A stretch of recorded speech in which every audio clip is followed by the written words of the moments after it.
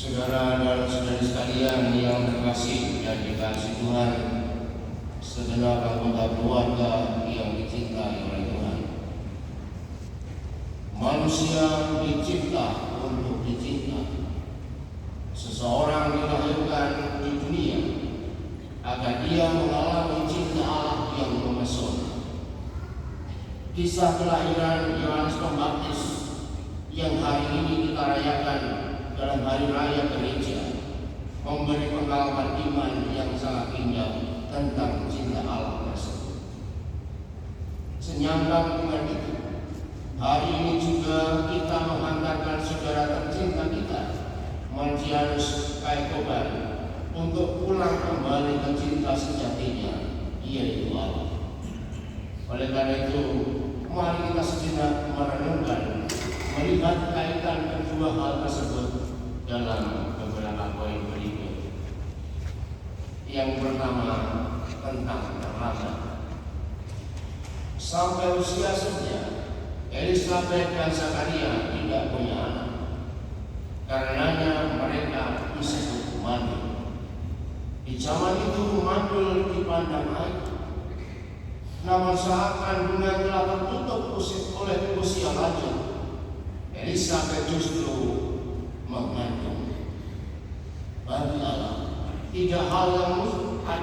tidak ada hal yang mustahil. Inilah rahmat Allah yang terkesan terlambat bagi mereka. Allah lambat dalam memberikan berkat. Namun meski begitu, Yohanes Pembaptis yang dilahirkan ternyata tumbuh dan berkembang sebagai seorang yang menjadi perintis jalan bagi Tuhan di tengah dunia ini. Dalam konteks serupa, Marcianus Kaikoban punya cerita hidup. Hidupnya memang cukup berliku. Ia pernah mengalami panggilan yang biasa disebut panggilan terlambat. Setelah bekerja sekian lama, ia masuk Karmel. Dan orang-orang romo-romo yang di belakang saya ini adalah orang-orang yang pernah mengenalnya ketika ia ada di biara. Sekitar 6 tahun ia habiskan waktunya di biara. Ia lantas kembali balik lagi menekuni cara hidup yang berbeda. Itu pun ia menjadi seorang yang menikah terlambat.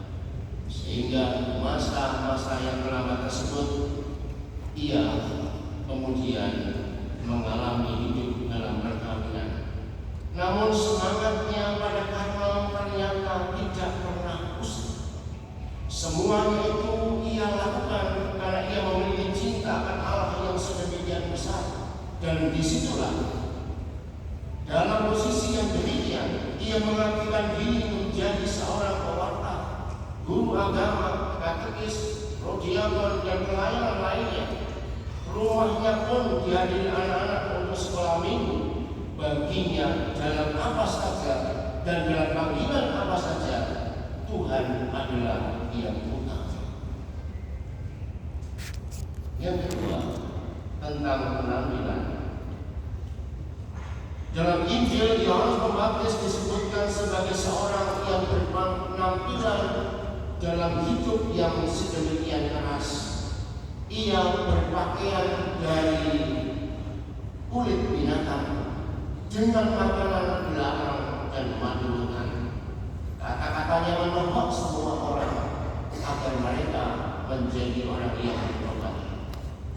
Yohanes Pembaptis terkesan sebagai seorang yang begitu garang. Namun di hatinya tersimpan cinta dan kelembutan. Semua orang yang ia temukan, ia inginkan selamat untuk dapat menemukan Yesus sebagai Mesias yang dinantikan. Demikianlah sepintas Marcianus Kaikoban, tampak hitam dan keras. Hanya melihat penampilan kita bisa terkejut.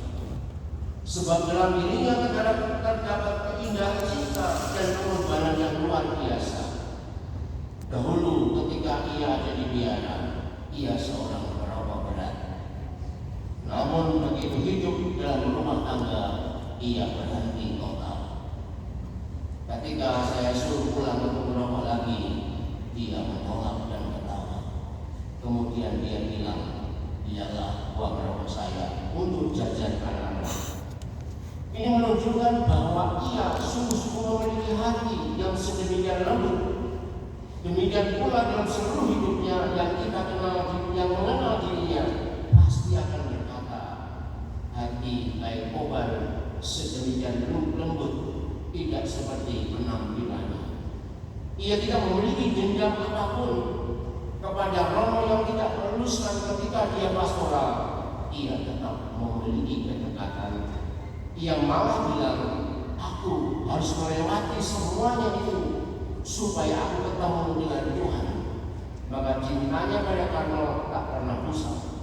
Oleh karena itu, ia selalu berharap akan kebaikan dan cinta. Dan inilah yang sangat penting. Ia selalu berharap agar orang yang ketemu dengannya mengalami keselamatan. Yang ketiga, tentang nyanyian. Zakaria selama 9 bulan membisu. Ia tidak bisa berbicara. Ia masuk dalam keheningan.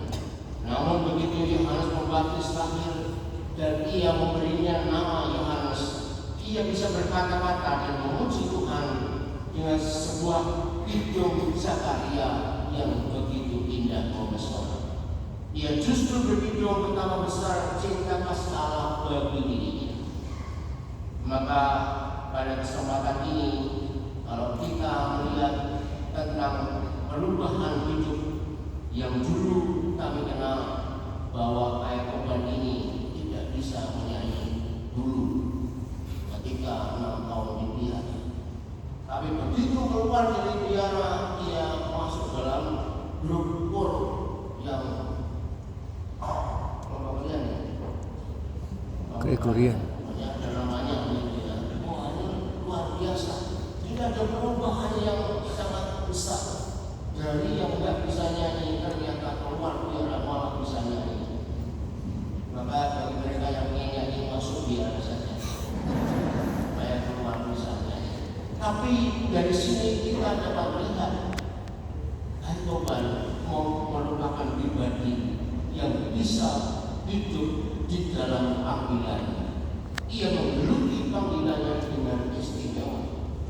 Setiap kali datang ke pastoran, dan itu sering dia lakukan, ia selalu bercerita tentang masa lalu dan betapa Tuhan selalu menyelamatkan dirinya dan hidupnya dalam apapun juga. Ia mengalami perubahan yang drastis karena mengalami Tuhan yang mencintainya.